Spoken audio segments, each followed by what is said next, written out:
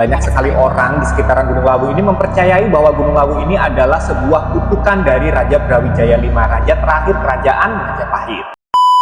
Halo semuanya, assalamualaikum warahmatullahi wabarakatuh. Bertemu lagi dengan saya di sini, Satrio Wahyu, dan ini tentunya adalah Diary Satrio Wahyu, sebuah diary luar biasa yang semakin dirindukan. Jadi di video kali ini saya akan mengingatkan terlebih dahulu buat kalian yang baru saja bergabung dan menemukan channel ini untuk segera subscribe, like, dan komen nantinya, dan juga tonton video-video aku yang lain. Dan tak lupa saya ucapkan terima kasih dan selamat datang. Juga untuk kalian-kalian yang sudah lama bergabung di sini, saya ucapkan terima kasih banyak atas kesetiaan kalian. Dan di video kali ini saya akan menceritakan sebuah kisah mistis yang berada di seputaran Gunung Lawu. Seperti apa kisahnya? Kita langsung masuk aja ke ceritanya.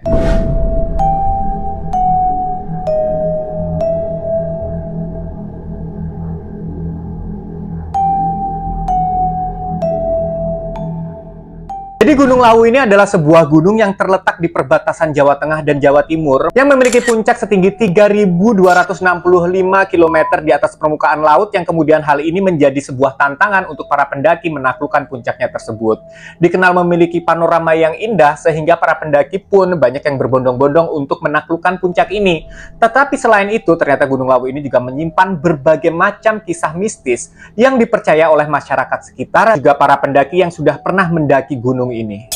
Dan tentunya kalau ngomongin cerita mistis, pastinya selalu menarik, bukan untuk kita simak. Dan memang katanya pengalaman-pengalaman mistis ini tidak hanya dialami oleh penduduk sekitar Gunung Lawu loh, tetapi juga dialami oleh para pendaki yang mendaki gunung tersebut. Dan pertama-tama kita akan bahas dulu legenda-legenda seputar Gunung Lawu. Cerita mistis di Gunung Lawu diawali oleh kepercayaan dari masyarakat yang sudah melegenda bahwasanya banyak sekali orang di sekitaran Gunung Lawu ini mempercayai bahwa Gunung Lawu ini adalah sebuah kutukan dari Raja Brawijaya V, raja terakhir kerajaan Majapahit. Jadi Gunung Lawu ini memiliki 3 puncak ya. Yang satu adalah Hargodalem, Hargodumiling, dan juga yang ketiga Hargodumilah. Dan ketiga puncak ini diyakini oleh masyarakat sekitar dikuasai oleh 2 makhluk gaib. Yang pertama adalah Dipa Menggala, yang kedua adalah Wangsa Menggala. Jadi menurut kepercayaan masyarakat sekitar, 2 makhluk gaib ini tadinya adalah manusia, yaitu pengawal pribadinya Raja Brawijaya V saat mengasingkan diri ke sana. Dan kemudian diangkat menjadi penguasa dan patih yang membawahi para makhluk halus yang ada di sana. Dan setelah menguasai Gunung Lawu, Dipa Menggala bergelar sebagai Sunan Gunung Lawu, sedangkan patihnya Wangsa Menggala bergelar sebagai Kiai Jalak. Ketiga puncak Gunung Lawu ini dianggap sangat-sangat sakral, apalagi Hargodalem yang diyakini banyak sekali orang sebagai tempat menghilangnya Prabu Brawijaya V. Dari awalnya aja udah kelihatan banget ya, aura mistis sangat kental di daerah sekitar Gunung Lawu. Apalagi 3 puncaknya ini dianggap sakral. Nah, sekarang kita mulai masuk nih ke kisah-kisah mistis yang membuat merinding.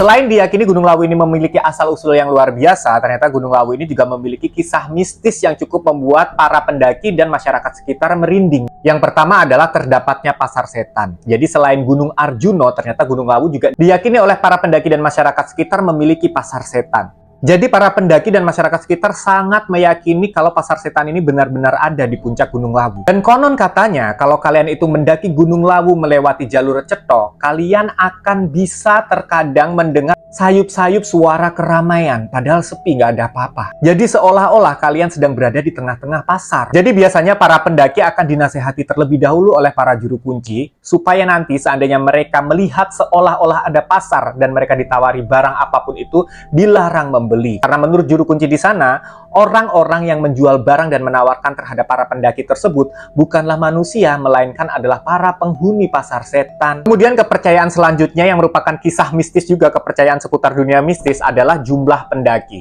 Di mana jumlah pendaki dalam satu rombongan ini diyakini tidak boleh berjumlah ganjil.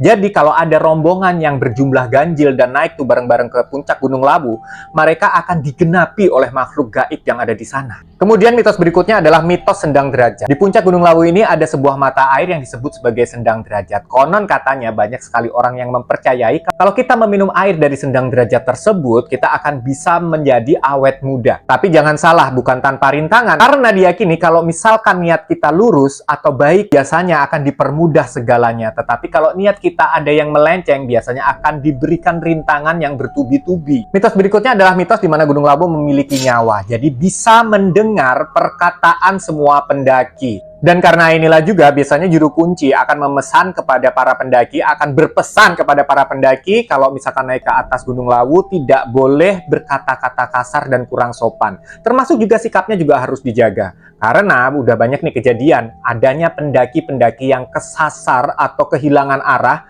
karena dipercaya pendaki tersebut melakukan hal dianggap kurang sopan atau bahkan meremehkan mitos-mitos tersebut. Kemudian berikutnya adalah mitos Kiai Jalak. Ada kepercayaan seputar Prabu Brawijaya V dan kedua pengawal setianya, yaitu Sunan Gunung Lawu dan juga Kiai Jalak. Jadi masyarakat sekitar itu percaya kalau Kiai Jalak waktu meninggal ini berubah benar-benar menjadi seekor burung jalak. Burung jalak ini biasanya menampakkan diri kepada para pendaki yang sopan dan memiliki niat baik. Dan konon katanya, kalau ada seekor burung jalak yang mengikuti kita saat mendaki Gunung Lawu, itu tandanya kehadiran kita itu disambut oleh para penghuni gaib di sana. Sebenarnya mitos-mitos seputar Gunung Lawu dan kejadian-kejadian mistis ini sudah banyak sekali terjadi dan diyakini oleh masyarakat secara turun-temurun, secara tutur.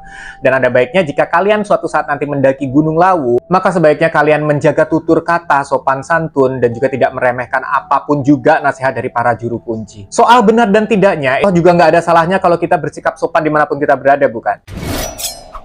Gimana nih di antara kalian yang ada di sini, yang nonton aku di sini, apakah ada sudah di antara kalian yang sudah pernah naik ke puncak Gunung Lawu? Apakah benar-benar indah? Pengen aku jadinya naik gunung. Thank you banget ya udah menyimak video ini dari awal sampai akhir. Jangan lupa subscribe bagi yang belum, bagi yang sudah saya ucapkan terima kasih banyak.